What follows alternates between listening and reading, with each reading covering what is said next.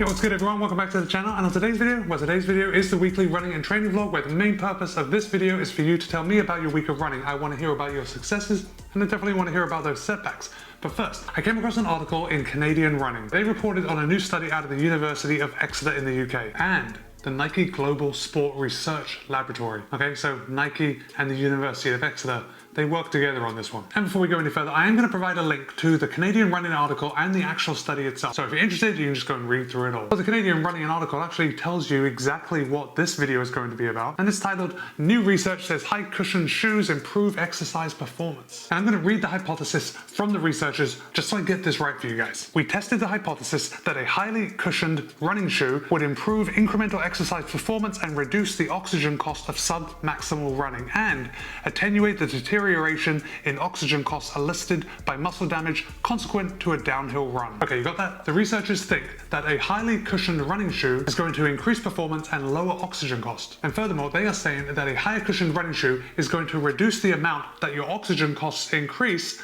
after you're tired. Okay, that was kind of a mouthful, me talking around in circles. But basically, when you get tired, your oxygen costs increase, right? We know this. It gets harder to run when we're tired. And here's what's a little disappointing, because we don't know exactly what shoes were used in this study. We know that Nike provided the shoes free to the researchers in order to do this, but we only know that they were prototype shoes. There was a mid-cushioned version weighing in at 273 grams, that was the control, and they compared that against a high-cushion model weighing in at 232 grams. Well, let me know in the comments if you think what this high-cushion shoe could have been. So the study used 32 participants. We used 22 male and 10 female. Each of the participants conducted an incremental treadmill test in both of the shoes. And then each of the participants' oxygen cost and maximal performance were measured before and after a 30-minute downhill treadmill test. And get this, when they say downhill, they mean downhill. The treadmills were set at a negative 15-degree angle.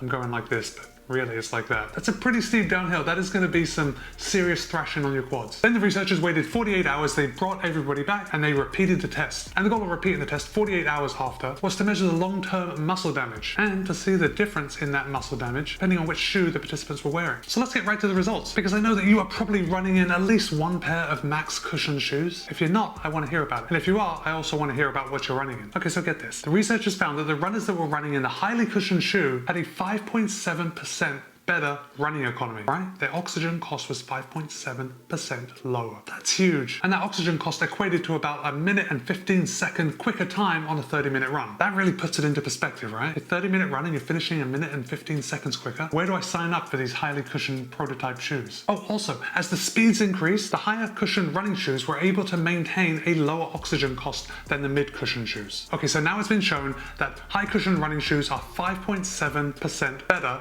or result in a lower oxygen cost, got to be careful how you state that, than mid-cushion running shoes. It was also found that the presence of muscle damage was significantly lower in the high cushion running shoes. And I suppose that does have face validity, right? If we think we've got more cushioning, it makes sense that we're probably getting less muscle damage when we're using a high cushion shoe. But let's put a number on that. The researchers found that there was 4.6% less muscle damage in the high cushion shoe than the mid-cushion shoe. So I think this raises a pretty good question, and I really want to hear from you if you like running in max cushion shoes. Now, a couple of years ago, minimalist shoes were all the rage. Then we went full tilt in the other direction to max cushion shoes. Then we kind of swung back, the pendulum kind of swung towards the middle, and now we're seeing, at least in my opinion, we're seeing a lot more shoes with a higher stack height than we ever have. All the brands are coming out with them. So what's your opinion? What do you think? You like running in high cushion shoes? Or do you prefer to get more of that ground feel that comes with running in like a mid cushion shoe? Let me know in the comments. Let me know what you think. All right guys, I had a pretty good week this week. It actually started out very well. Started on Monday when I ran the Boston Marathon. Now my Polar Pacer Pro recorded the Boston Marathon at 26.55 miles. So what that tells me is that I didn't run the course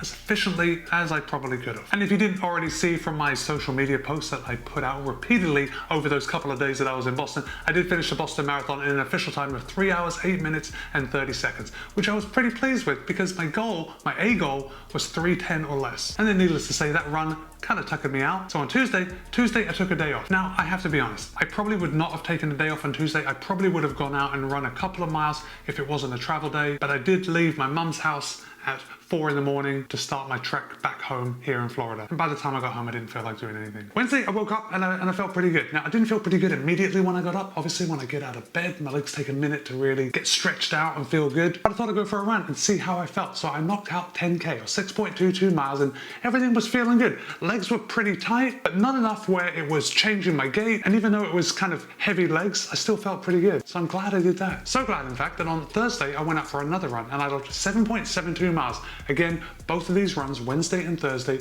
were very slow. There was no speed at all. All it was going out to kind of stretch my legs. No work. There's not going to be any work for at least another week. And then it will be very minimal getting back into it. I've got to say, guys, those 2 runs left me feeling pretty good. Friday, I decided to take another day off just to make sure I'm giving my body the rest it deserves. And Saturday, I continued a rest-like approach to my week with 7.4 miles. Very easy. And then, you guessed it, on Sunday, I ran again, but I ran 7.7 miles. Again, very, very easy. Now, on Sunday, I did run over to the mall and I ran up and down the mall car park, just getting those UTC hills that you've probably seen on Strava. But I wasn't picking up the pace as I was going up the hill. I just went over there to run uphill a little bit, just keeping it nice and easy. And actually, I have to say, I have felt pretty good all week. So the marathon recovery is heading in the right direction. I think as long as I don't pick up the intensity too much, I'm going to be in good shape. All right, guys, that brings my week after the Boston Marathon to 55.61 miles, which is about 89.5 kilometers. Now you might be thinking the week after a marathon, that is a bit high, but remember the Boston Marathon was on Monday, so that distance is included in my weekly distance. When you take off the Boston Marathon, it turns out that I ran about 29 miles this week. Pretty good. Body's feeling good. I'm happy to move forward. I don't have any big races coming up in the next couple months in Florida. The summer is usually the off season of running, so I'm looking forward to just going out, doing what I do. Thanks for tagging along. Be kind, be happy, run well. See you in a couple of days.